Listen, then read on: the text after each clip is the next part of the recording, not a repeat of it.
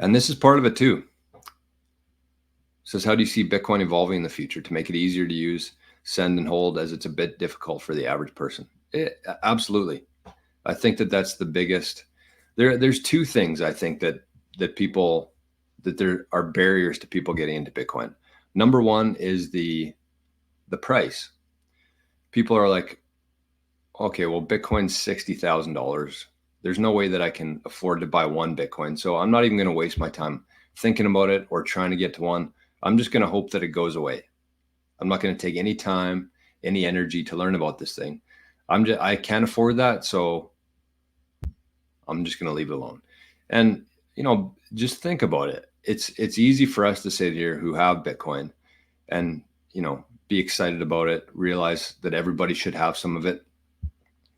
But you also have to keep in mind here that they've made it so difficult for people just to get by now. Like there's a lot of people who are up to their neck in credit card debt, in car loans, just in debt overall, and they don't have a whole lot of money coming in, and everything's getting more expensive in fiat world. Everything's getting more expensive.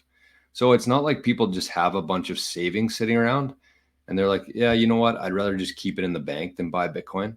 It's because a lot of people, the middle class and lower, they just don't have any money that they convert in, that they can convert into Bitcoin. And the problem with that is, even if they do, let's say that somebody comes across, they get a bonus at work and they buy $1,000 worth of Bitcoin, but in the background, they have $15,000 worth of credit card debt.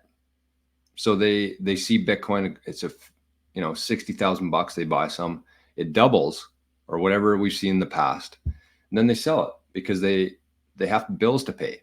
So not only do they have no conviction, but they actually need that money to buy other things. So that's kind of the disconnect, I think, is one of them, is that it is expensive and it's hard for people to allocate some of their disposable income towards Bitcoin simply because they don't have any disposable income. But the other part too there is that it is hard. It's hard for people to use Bitcoin. It's so much different than what we're used to in terms of, especially 10 years ago, calling the bank and saying, hey, move this money here. It's a little bit easier now with e-transfers, PayPal, Venmo. And it is, once you've used it a few times, it's actually much easier than using that, because all you have to do is copy and paste. If you can copy and paste, you can use Bitcoin. But in the future, I think that every application will have a Lightning wallet built into it.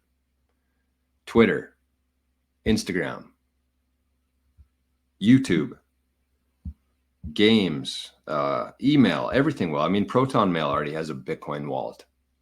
Every application that we have online is going to have a Lightning wallet. It's going to be Lightning compatible. So think of Nostr, but like with everything. Or if you want to go shopping, if you want to go into Amazon, they'll have a Lightning wallet in there and you can pay for a product with Lightning. So it'll become easier to use. Where just understand that because it's hard to use right now, that's where the opportunity lies for us. It's like when everybody understands it, when everybody can easily access it and use it, then the opportunity is going to be gone. So I look forward to that day, but at the same time, the longer that takes, the more opportunity that we're going to have here.